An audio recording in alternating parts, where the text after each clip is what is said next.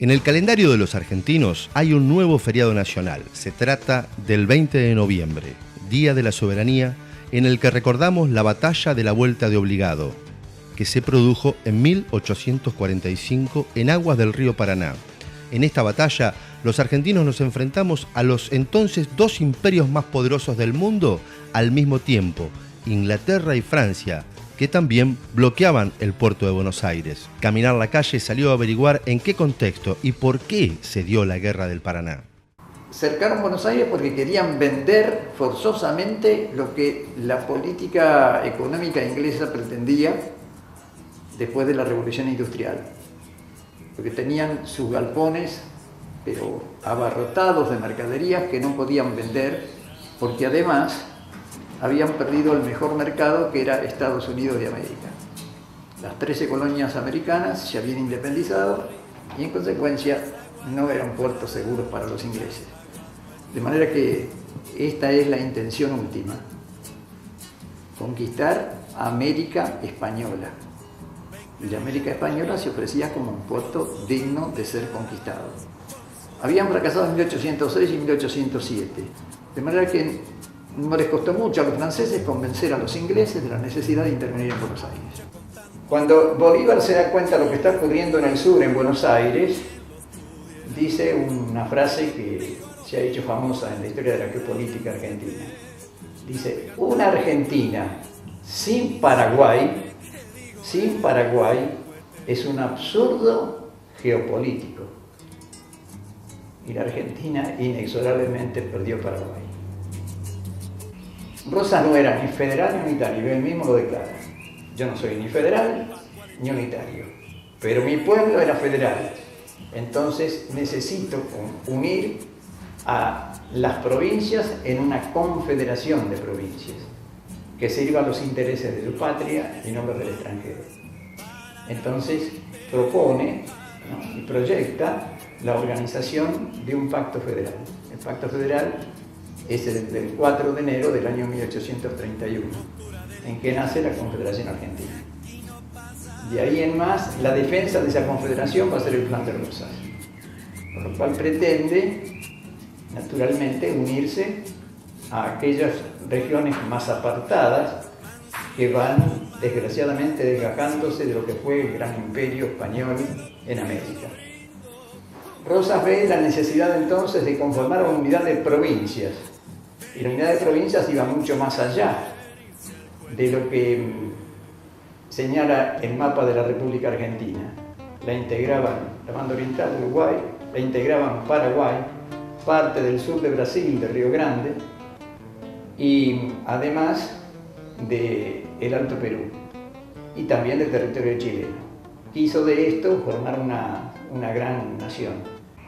De manera que estas dos grandes potencias pretenden entonces derrocar a Rosas.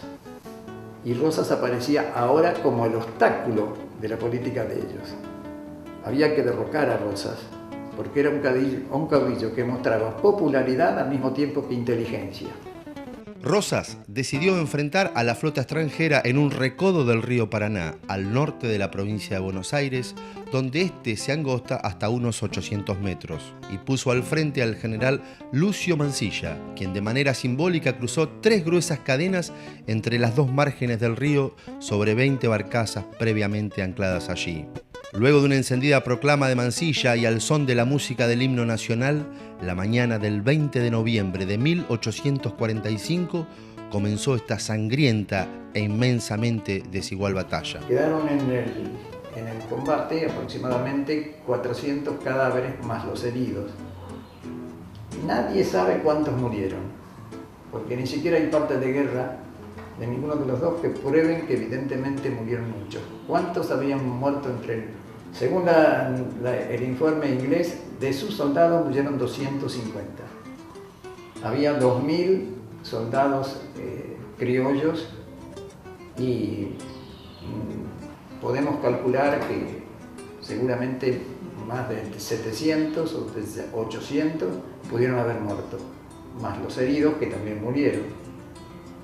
Y aquellos hombres que iban allí a luchar sabían que iban a la muerte. Y sin embargo siguieron luchando hasta que no tuvieron más pólvora, se les acabó la pólvora. Ahora imagínense ustedes un país totalmente desarmado frente a las dos más poderosas escuadras de la tierra y 101 barcos mercantes dispuestos a vender todo lo que traían. No vendieron nada, porque donde desembarcaban enseguida salían criollos por todos lados con cuchillos a combatir al enemigo. Y como salían detrás de los árboles, detrás de las esquinas, en los lugares donde podían ser visitados, donde buscaran alimentos o cosas por el estilo, veían que perdían hombres y no ganaban nada, porque no estaban evidentemente haciendo un gran negocio. Entonces los ingleses piden la paz. Ahora, ¿qué se firma? Nada menos que la devolución de las naves incautadas por los ingleses y los franceses en la isla Martín García. La devolución de la isla Martín García. La devolución también de la nave, que era la nave capitana del almirante Brown, la San Martín.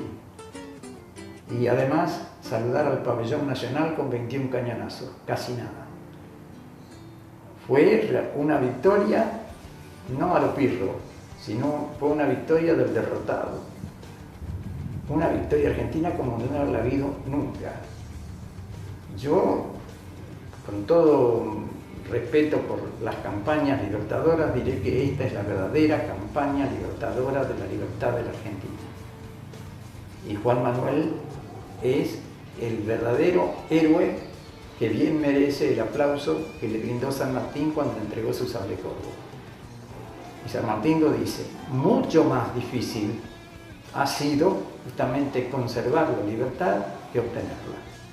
Con lo cual él se ponía en segundo lugar y felicitaba a Juan Manuel de Rosas en el mismo testamento, lo felicitaba por esa victoria.